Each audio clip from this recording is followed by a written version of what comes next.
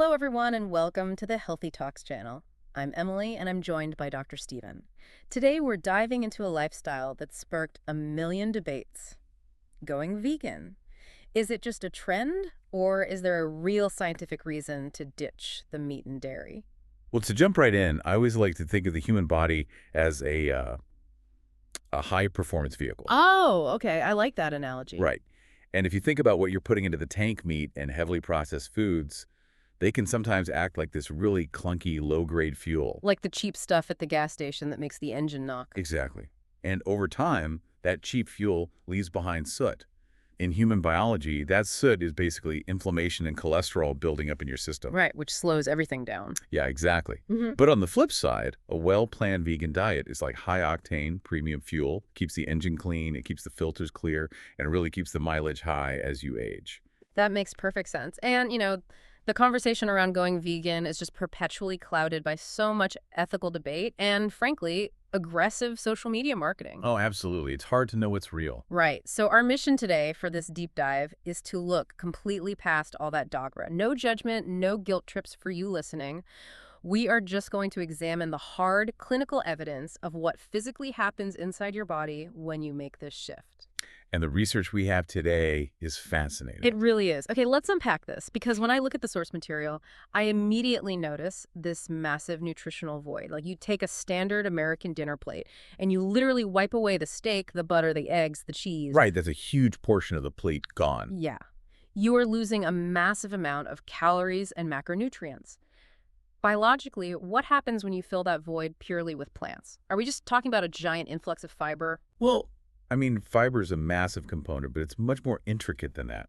When you remove poultry, fish, meat, dairy, you're essentially tearing down your traditional nutritional house and rebuilding it with entirely different materials. So what are the new bricks? You're relying heavily on whole grains, beans, nuts, seeds, and obviously fruits and vegetables. And the data shows this natural swap leads to an incredible surge of micronutrients. You're suddenly flooded with antioxidants. Which we know are great for the cells. Right. Plus beneficial plant compounds, potassium, magnesium, folate, and vitamins A, C, and D. It's incredibly nutrient dense. But I have to push back here on behalf of anyone who has ever tried a plant-based diet and just felt terrible. Because I feel like the most common stereotype out there is the weak vegan myth. Oh, sure. The person eating only salad. Exactly. People constantly hear about vegans being anemic or lacking energy or just looking pale. If this flood of nutrients is so premium, why does that stereotype exist? Aren't we missing some crucial things to keep the engine from stalling out? It is a totally valid skepticism. And, honestly, the clinical evidence validates that concern. We really need to dismantle the myth that the label plant-based automatically equals perfect nutrition. Because it doesn't. It simply doesn't. Take iron, for example. The data shows that vegan diets are actually quite high in iron, sometimes even higher than meat-eating diets. Wait, really? Higher than a diet with steak? On paper, yes. But plant-based iron is what we call non-heme iron. How does that actually differ from the iron in, say, a piece of beef? It comes down to molecular structure. In animal tissue, iron is enclosed in this protective little shell called a porphyrin ring. That's heme iron. Okay. And the human digestive tract has specific receptors that Yeah. just absorb that intact ring incredibly easily. It's highly bioavailable. So the body just pulls it right in. Exactly. But plant-based non-heme iron lacks that ring. Instead, it often comes chemically bound to plant compounds called phytates, which essentially hold the iron hostage. Whoa, wow. Yet your stomach acid has to work so much harder to break those bonds and can convert the iron into a state you can actually absorb. So let me get this straight. You could be eating a massive bowl of spinach, getting plenty of iron on the nutrition label, but your body is only extracting a tiny fraction of it? Precisely the issue. What's fascinating here is that going vegan requires active, deliberate management. It is a framework, not magic. To boost that non-carb iron absorption, you have to purposefully pair it with vitamin C. Like putting lemon juice on your spinach. Exactly. Or eating a bell pepper with your lentils. That chemically alters the iron in your gut to make it absorbable. And the research explicitly warns that poorly planned vegan diets will leave you lacking in some key areas. Like what? Well, you need a supplement safety net for things like calcium, zinc, vitamin D, and especially vitamin B12. The B12 one always comes up. Why is it that plants just do not have B12? It's actually a misconception that animals make it. Vitamin B12 is produced by bacteria in the soil and water. Oh, really? Not by the animals themselves? Right. Historically, humans got it from drinking untreated water or eating root vegetables with tiny traces of soil still on them. Which we definitely don't do anymore. No, our modern food supply is highly sanitized, Yeah. which is great for preventing things like cholera, obviously. Hmm. But those B12 bacteria get washed away. So how does it get into meat? Farm animals are given B12 supplements in their feed. So if you eat the meat, you're getting the supplement secondhand. I had no idea. So if you remove the meat, you remove the middleman, but you also remove the B12. Precisely, which is why you have to plan it. You take a B12 supplement to protect your nervous system, you balance your legumes and nuts, and you keep the engine running smoothly. Okay, so let's assume you, our listener, do this right. You take your supplements, you eat a nutrient-dense whole food diet. How does your body's engine run on this new software? Well, the metabolic shift is profound. Let's look at a massive 16-week randomized controlled trial from the source material. The gold standard of research. Exactly. They took one group and put them on the Mediterranean diet, which is widely considered fantastic for you. Right, olive oil, fish, veggies. Yep. After 16 weeks, that group lost an average of exactly 0 pounds. 0 over 4 months. 0. Meanwhile, the second group went on a strict, low-fat vegan diet. In that exact same 16-week time frame, they dropped an average of 13 pounds. 13 pounds. Why is the weight loss so dramatic just from cutting out animal products? A lot of it comes down to caloric density. Whole plant foods are rich in water and fiber. They take up a massive amount of physical space in your stomach for very few calories. So you feel completely stuffed, but you've barely eaten any actual calories compared to a cheese-heavy meal. Right, but the weight loss is really just a visible symptom of a much deeper internal reset. The data outlines incredible blood sugar benefits, too. Yeah, lower blood sugar and much higher insulin sensitivity, right. But explain that insulin sensitivity part, because Okay. I feel like people hear blood sugar and just think, oh, stop eating candy bars. It's way more mechanical than that, especially since vegans are often eating high-carbohydrate foods like rice and potatoes. Right, which usually spikes blood sugar. Exactly. So think of insulin as a specific key that your pancreas produces. Its only job is to unlock the doors of your muscle cells, so glucose or sugar can get inside and be burned for energy. Okay, so insulin is the key, the cell is the door. Right. Now, when you eat a standard Western diet that's really high in animal fats, microscopic droplets of fat start to build up inside your actual muscle cells. Wait, fat inside the muscle tissue itself? Yes, they're called intramyocellular lipids. And those tiny fat droplets essentially gum up the lock on the cell door. Oh, I see where this is going. Yeah, so when your body releases the insulin key to let the sugar in, the key won't turn, the lock is jammed. So the sugar just stays trapped in your bloodstream. Exactly. Your blood sugar levels rise, your body panics, and it pumps out even more insulin trying to force the door open. And if that goes on for years, you develop type 2 diabetes. So how does the plant-based diet fix that? Is the fiber acting like a metabolic broom? A metabolic broom is a great analogy. Yeah. When you switch to a low-fat vegan diet, you completely stop putting new gum into the lock. The fiber sweeps out your digestive tract, yes, but your body also finally gets a break. It has the bandwidth to burn off the fat that's already stuck in the lock. Exactly. Once those cellular locks are clean, your natural insulin functions perfectly again. It easily opens the door, the sugar leaves your blood, and your blood sugar drops safely. That is incredible. And the source material even mentioned this helps with peripheral neuropathy. Yeah, that sharp burning nerve pain that diabetics get. Because the trapped blood sugar is basically corroding their nerve endings. But by cleaning the locks, you clear the traffic jam. Exactly. And that leads us to the massive long-term implications. This low-fat, high-fiber environment basically acts as literal armor against the Western world's top killers, heart disease and cancer. Yeah, the cardiovascular data in this deep dive is staggering. Vegans benefit from up to a 75% lower risk of developing high blood pressure. 75%, it's a massive statistical drop. And reducing cholesterol and blood sugar can drop overall heart disease risk by up to 46%. But is that just the fiber sweeping cholesterol out of the gut? It's that. Plus, the vessels themselves behave differently. Animal products lack the antioxidants that protect the delicate inner lining of your blood vessels. When you flood your system with plant antioxidants, those vessels can dilate and relax. So you're literally taking the pressure off the pipes. Exactly. And that cellular protection extends to the cancer shield, too. Right, the data shows a 15% lower overall risk of developing cancer. And there were specific links, too, like eating legumes drops colorectal cancer risk by 9 to 18%. And consuming soy products offers distinct protection against breast cancer. Right, the soy thing. But it brings up a really crucial analytical question for me.